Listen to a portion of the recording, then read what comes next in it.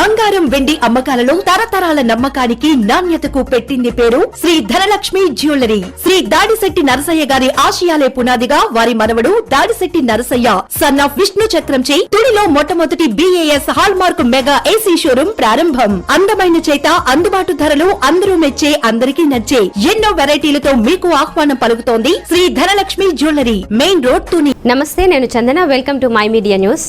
తుఫాన్ ప్రభావంతో గత 3 రోజులుగా కురుస్తున్న భారీ వర్షాలకు తాండవా నది పర్వళ తొక్కుతూ ప్రవహిస్తుంది. తాండవా నది పరివాహక ప్రాంతంలో ప్రజలు తీవ్ర ఇబ్బందులు పడుతున్నారు. భారీ వర్షాలకు వాగులు, వంకలు, గడ్డల నుంచి వర్షపు నీరు భారీ స్థాయిలో నదిలోకి చేరుతుండటంతో తాండవా నది ఉధృతంగా ప్రవహిస్తుంది.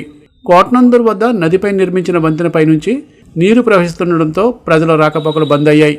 అదేవిధంగా కాకరాపల్లి సమీపంలో గల వెదుళ్లగడ్డ వంతెనపై నుంచి నీరు పొంగి ప్రవహించడంతో తుని నర్సీపట్నం రహదారిలో వాహనాల రాకపోకలు పూర్తిగా స్తంభించుకుపోయాయి.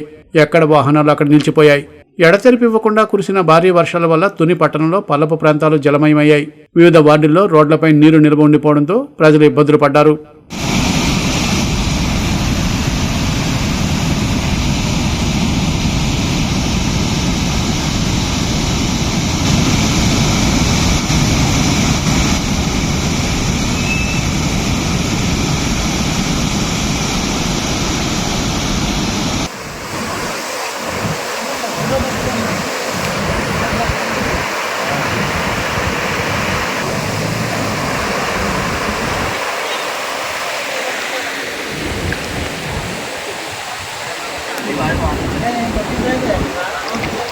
Ini